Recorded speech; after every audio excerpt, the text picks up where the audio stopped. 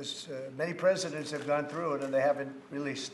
And I said, release. We even released Social Security numbers. I didn't want anything deleted. They said, sir, what about Social Security? People long gone, but they're long gone, so I can't imagine. But I said, if you don't delete it, if you do delete it, we have people are going to say, why did you delete it? There's something in there. So we gave Social Security, we gave everything. And the rest is for you to look at, Peter. You're going to see whether or not you see anything. But we've given it. We're doing it with Dr. Martin Luther King, too. They're preparing all of that. They're going to release everything. And whoever else they want. I mean, you know, we have nothing.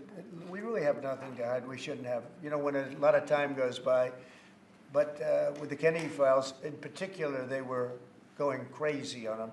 I don't think there's anything that's earth-shattering, but you'll have to make that determination. In those, you know, it's 80,000. It's actually 88,000, and we have some additional things, as you know, come out today.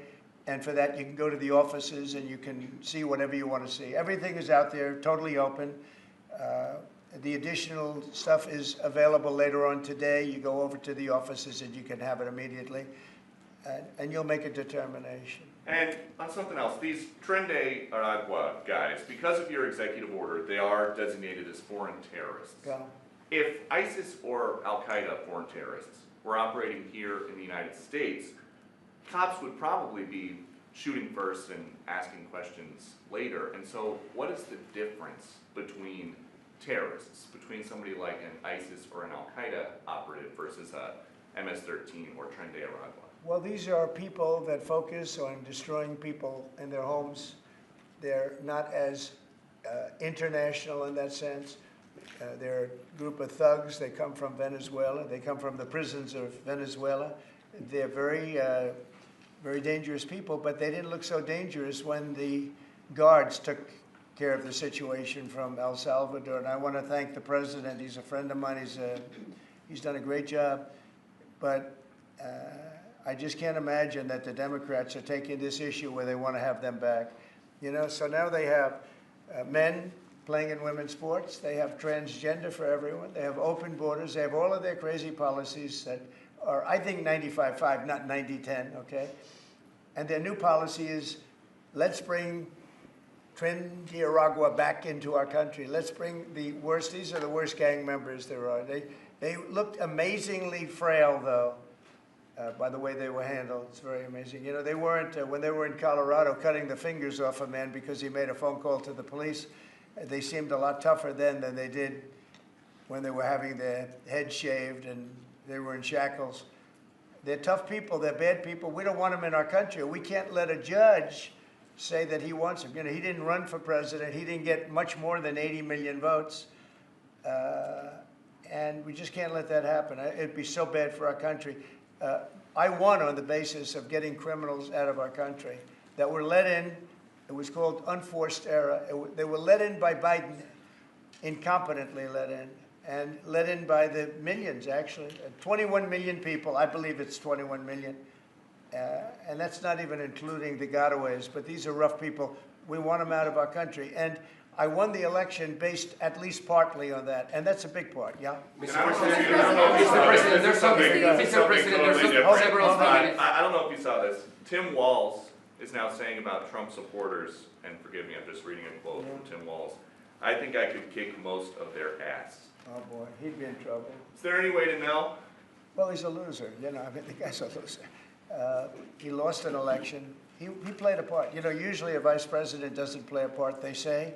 I think Tim played a part. I think he was so bad that he hurt her. But she hurt herself, and Joe hurt them both. They didn't have a great group, but I would probably put him at the bottom of the group. Have you heard that Biden wants to get back involved for Democratic politicians, fundraising and campaigning against your policies? I hope so. I hope so. Mr. President, there are several families. Mr. President, there are families from some of the people. Who are you with? I'm with La Nación newspaper from Argentina. There are families from some of the people that were on those flights to El Salvador that claim that they're not criminals, they're not members of Tren de Aragua, of MS-13. What can you tell them, and what guarantees can you give them that everyone in those planes were actual criminals, terrorists, as you said? Well, I was told that they went through a very strong vetting process, and that that will also be continuing in El Salvador. And if there's anything like that, we would certainly want to find out. But these were a bad group. This was a bad group, and they were in bad areas, and they were with a lot of other people that were absolutely killers, murderers, and people that were really bad with the worst records you've ever seen. And but we will continue that process, absolutely. We don't want to make that kind of a mistake. Is the U.S. planning to give up the position of NATO's Supreme Allied Commander, and if so, why? NATO is something that I saved. NATO was gone until I came along. In fact, the previous Secretary General, very good man, both of them are good. The current man is fantastic. But both of them have said, if it wasn't for Trump, you wouldn't even have a NATO, because we were paying the cost of almost all of the countries. And now they're paying. I said, we're not going to do this. We're not going to continue.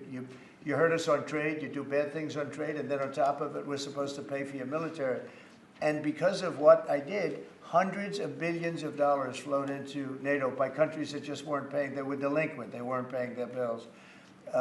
So NATO is solid. They're strong. But they have to treat us fairly.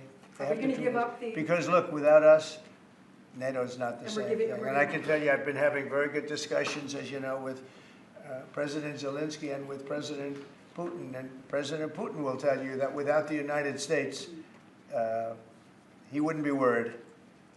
But he is worried when the United States is involved. And I have to tell you, I've dealt very well with both gentlemen, and we have, I think we have the confines of a deal. I hope we have the confines of a deal. I'm doing it for two reasons. Number one, and by far most importantly, thousands of young people, and they're not American people, they're Russian and they're Ukrainian, are being killed every week, thousands a week. And also the United States has paid, because of Biden, $350 billion on a war that should have never happened. If we had a competent president in this, sitting right here, that war would have never happened. It would have absolutely never happened with me. And it didn't happen. For 4 years, it didn't happen. Mr. President, do you think you have the authority, the power to round up people, deport them, and then you're under no obligation to a court to show the evidence against them? Well, that's what the law says, and that's what our country needs, because we were, unfortunately, they allowed millions of people to come into our country, totally unvetted, totally unchecked. So you ought to ask, did he have the authority to allow millions of people? Did Biden have the authority to do something that's unthinkable? Have open borders where millions of people poured into our country, totally unvetted and totally unchecked, just as you would say. And many of those people were criminals. Many of them were from jails and prisons and mental institutions and gang members and drug dealers and very dangerous people. Many were murderers. We have 11,088 that we know of murderers they murdered.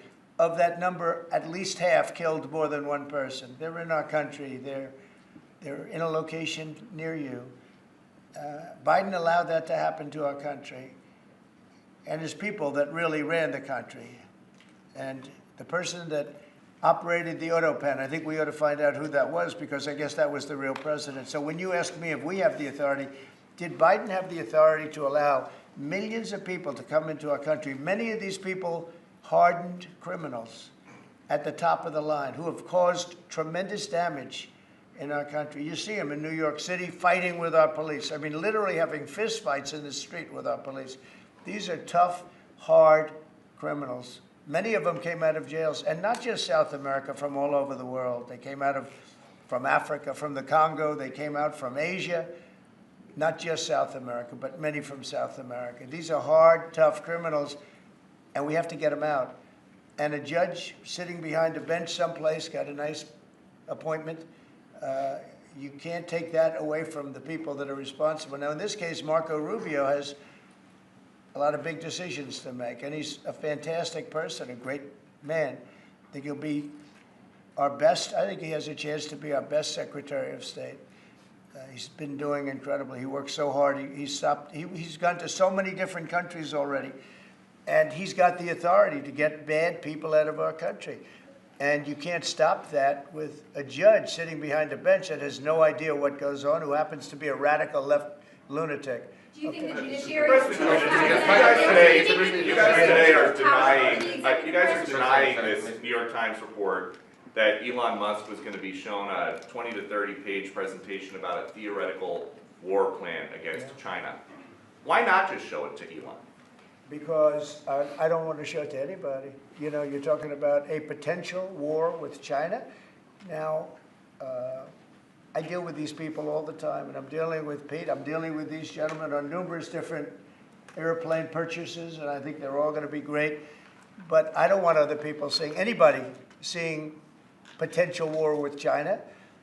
We don't want to have a potential war with China, but I can tell you if we did, we're very well equipped to handle it. But I don't want to show that to anybody. But certainly you wouldn't show it to a businessman who is helping us so much. He's a great patriot. He's paying a big price for helping us cut costs, and he's doing a great job. He's finding tremendous waste, fraud, and abuse.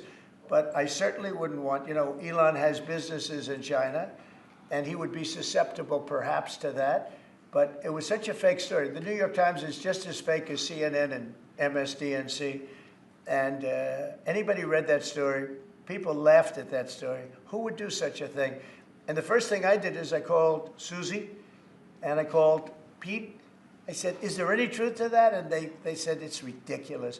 No, he's over there to talk about costs. You might want to address that, Pete. But Elon was over there today to address costs. Doge, thing called Doge, which you've heard about. Pete? That's exactly right, Mr. President. You pointed out it was a fake story. We pointed out it was meant to sort of undermine whatever relationship the Pentagon has with Elon Musk.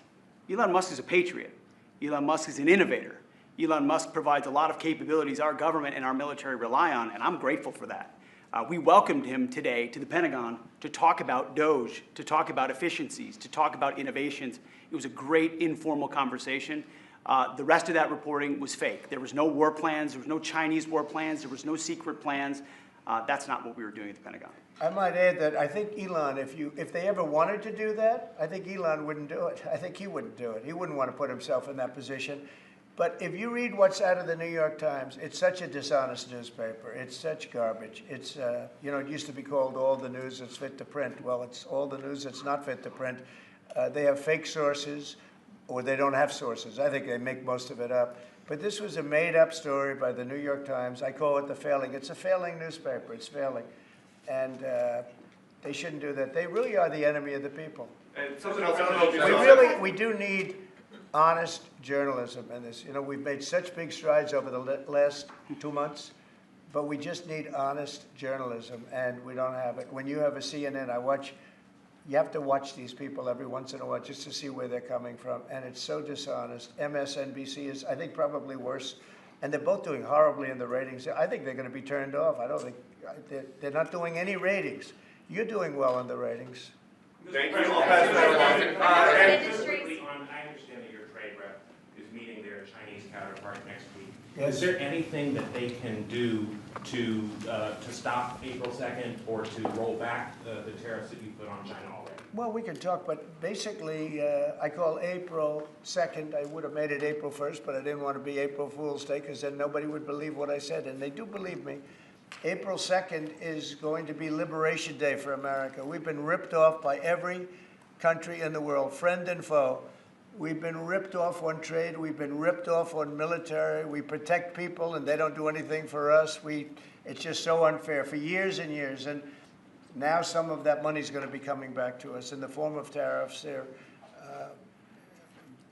I mean, tens of billions. It's going to be numbers like nobody's ever seen. So NVIDIA announced today, you saw that, hundreds of billions of dollars of investment.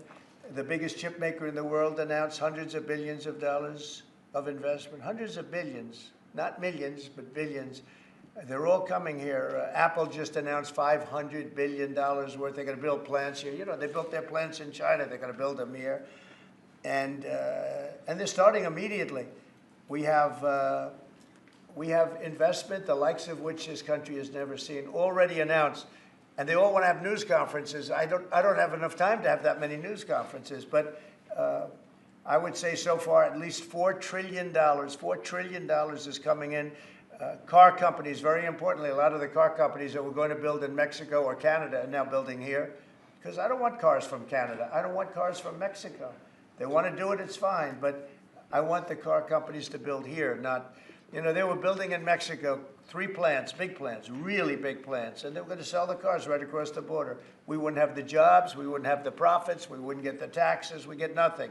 All we get is unemployment and empty factories. Those days are over. So now those 3 places are going to build here, but many more than that. We have a big one. Honda is building, just announced a really big plant in Indiana, great state, smart place to build. And we have many car companies coming here. The steel mills are going to be booming, And many other things, you know, many other things come with that. But we need that for defense. You know, there are certain things you have to have. You have to have steel. We would have had, if I didn't do in my first term tariffs to stop the onslaught, because they were dumping steel in order to destroy our steel plants. If I didn't do 50% and even 100% in certain cases tariffs on steel, you wouldn't have a steel plant in the United States. And Biden was unable to get rid of those tariffs because they threw off so much money that his numbers, which didn't work anyway, because his numbers were terrible, what he did, the way he spent money was so horrible, and what he allowed to happen to energy. That's the other thing. Energy is going to be like it's never been before. Mr. Vice President is here. If you have any, do you have anything to say while you're here? He's a very good Vice President. I'm just here to watch the show, sir. Okay. I think airplanes are pretty cool, so I want to go check this out. Airplane's cool. It is cool. Mr. President, are you going to be offering To any? take off the trade war at this point, though. Well, I'll be speaking to President Xi. I have a great relationship with him. We're going to have a very good relationship. But we have a $1 trillion deficit because of Biden with President Xi. More than that. I mean, I've heard $1.2 trillion. We have a deficit. And I've explained that to President Xi. We also have a problem where he's allowing fentanyl to be sent into Mexico and then cross the border and, you know, killing. I think the number is much higher than the 125, 115 that I think it's closer to 300,000 people a year. And so that's a problem. But they have a tremendous surplus against the United States, so we don't want that. Mr. President, why do you unnecessarily Ukraine's power A number of plants? industries have come to you asking for exemptions on tariffs. Is that something that is under consideration by you? Well, people are coming to me and talking about tariffs, and a lot of people are asking me if they could have exceptions. And once you do that for one, you have to do that for all. So, I mean, generally, I did something interestingly during 2 weeks ago. I gave the American car companies a break because it would have been unfair if I didn't. And everybody said, oh, he changed his mind on tariffs. I didn't change my mind. I helped our, you know, sort of big 3, big 4. I helped some of the American companies. And instead of taking it properly, they said, oh, he changed it. I don't change. But the word flexibility is an important word. Sometimes there's flexibility. So there'll be flexibility. But basically, it's reciprocal. So that if China's charging us 50% or 30% or 20%, and I don't mean China, I mean anybody, any country, Canada. Nobody knows that Canada's charging our dairy farmers. They have 270% tariffs. Nobody knows that. Nobody knows that. They have up to 400%. They have a couple of tariffs at 400%. Nobody knows that. Nobody talks about that. And remember, with Canada, we don't need their cars. We don't need their lumber. We don't need their energy. We don't need anything from Canada. And yet it costs us $200 billion a year in subsidy to keep Canada afloat. So when I say they should be a state, I mean that. I really mean that. Because we can't be expected to carry a country that is right next to us on our border. It would be a great state. It would be a cherished state. The taxes for Canadian citizens would go down in less than half. They don't spend money on military because they think we're going to protect them. There are many things that they do, like icebreakers. They want us to provide icebreakers for them. Oh, that's wonderful. So the Canada, they're very tough traders too. I want to just tell you, all the people, they're tough traders. They trade very tough. And, you know, the expression I use is, some people don't have the cards. I used that expression about a week and a half ago, right?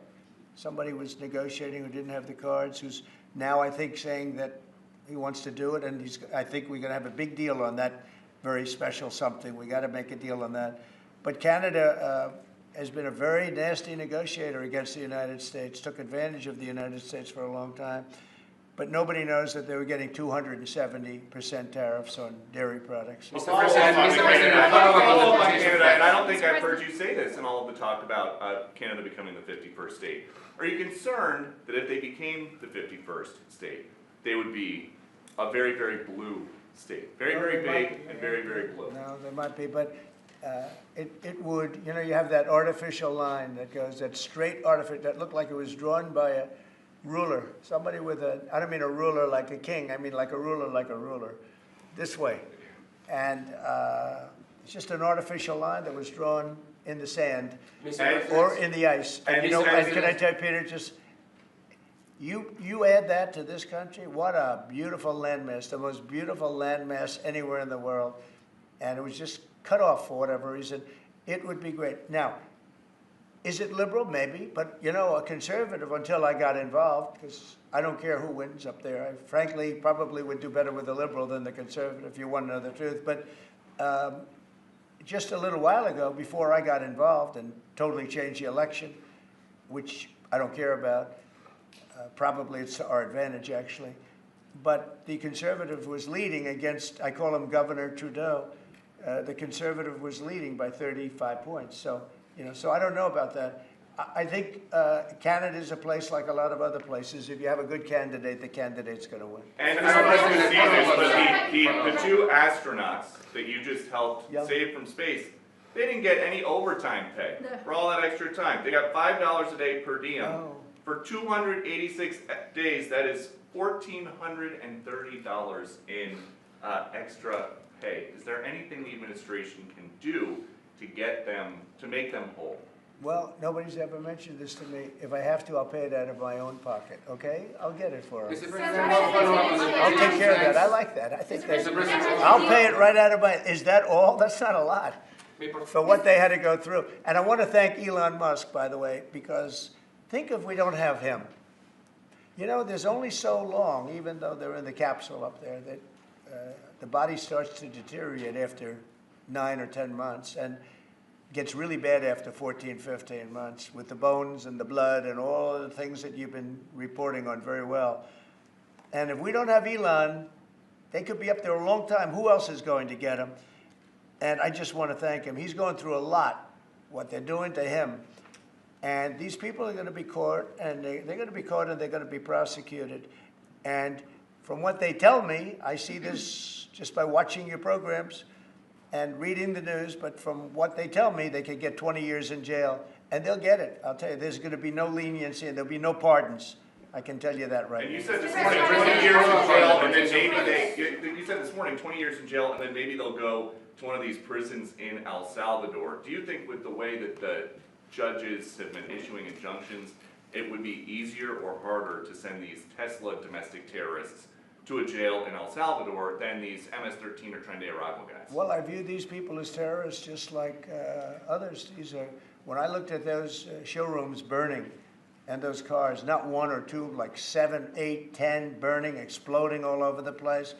These are terrorists. You didn't have that on January 6th, I can tell you. You didn't have anything like that on January 6th, which is sort of amazing because on January 6th, the Democrats were talking.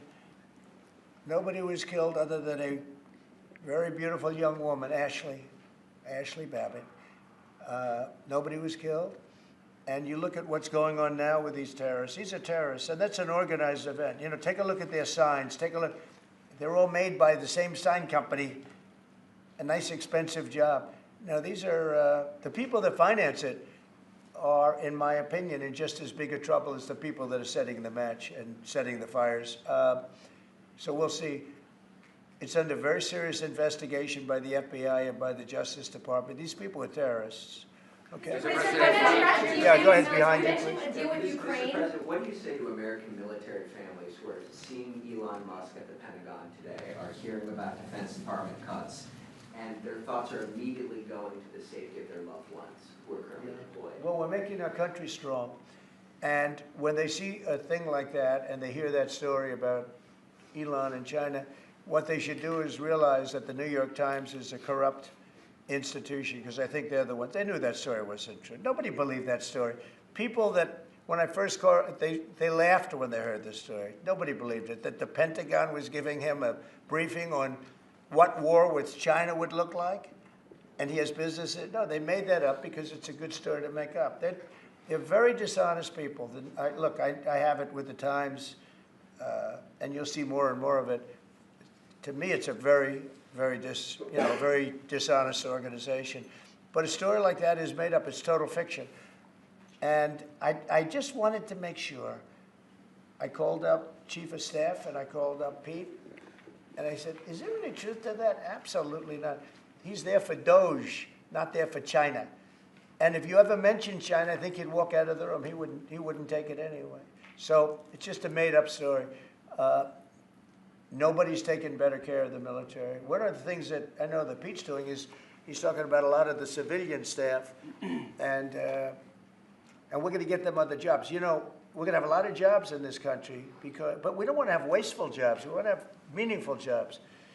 And those were wasteful jobs. Those are jobs that not only military, but jobs where people don't show up.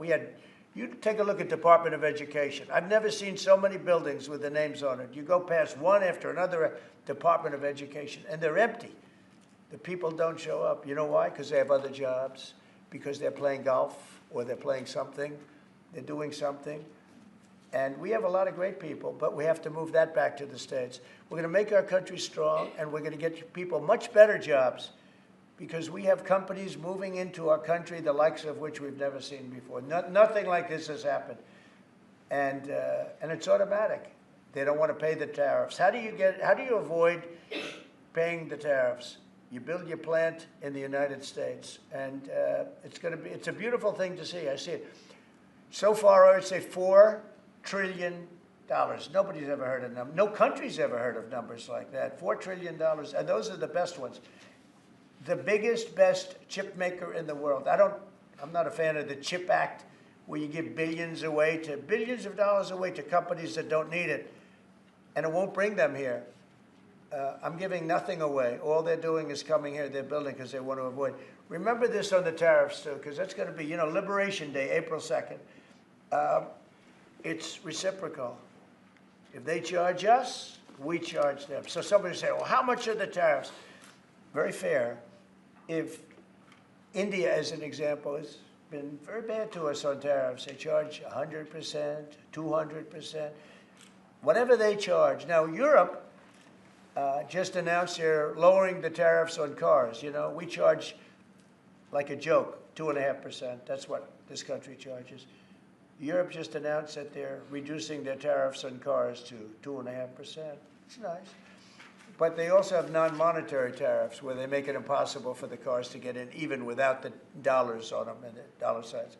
It's called a non-monetary tariff, where they put on controls where no matter what happens, because they don't want cars, they don't want the American car in their market, and yet they send us millions of cars. They send us big agriculture. They don't want our agriculture. They don't want anything from us. European Union's very tough, but now it's fair. So whatever they do to us, we do to them.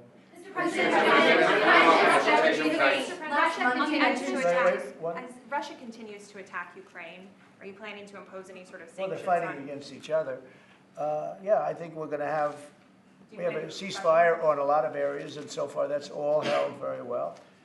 And getting that ceasefire, they had a lot of guns pointing at each other. You had some soldiers, unfortunately, surrounded by other soldiers, and they are going to be, I believe we're going to pretty soon have a full ceasefire, and then we're going to have a contract. And the contract's being negotiated, the contract in terms of dividing up the lands, et cetera, et cetera. It's being negotiated as we speak. What do you say to critics who say that your actions towards law firms amount to coercion? Well, the law firms all want to make deals. You mean the law firms that we're going after, that went after me for 4 years, ruthlessly, violently, illegally? You mean, are those the law firms you're talking about? They're not babies. They're very sophisticated people. Those law firms did bad things, bad things. They went after me for years. Russia hoax, all a hoax. It was a hoax. It was Hunter Biden's laptop. It didn't come out of Russia, by the way. It was came out of his bedroom. It was all a hoax developed by Democrats. Hillary, I don't think Biden did, because I don't think Biden knows what the hell he's doing, frankly, based on everything I see. I've seen things since being here that are so sad. What he's done to this country, what he and they did to this country, those people that surrounded him, who, by the way, are radical left but smart. He's not smart. He was never smart. But these are radical left, smart people. They totally controlled him. He did whatever they told him to do. And it's a shame. It's so sad to see what happened, what they've done to this country, both not only the inflation you saw, but allowing millions of criminals, millions and millions of criminals into our country. That's an inexcusable act. And many other things besides that. Thank you very much, everybody. Thank you. Thank you. Thank you, everybody. Thank you very Thank you, guys. Yeah, bring your-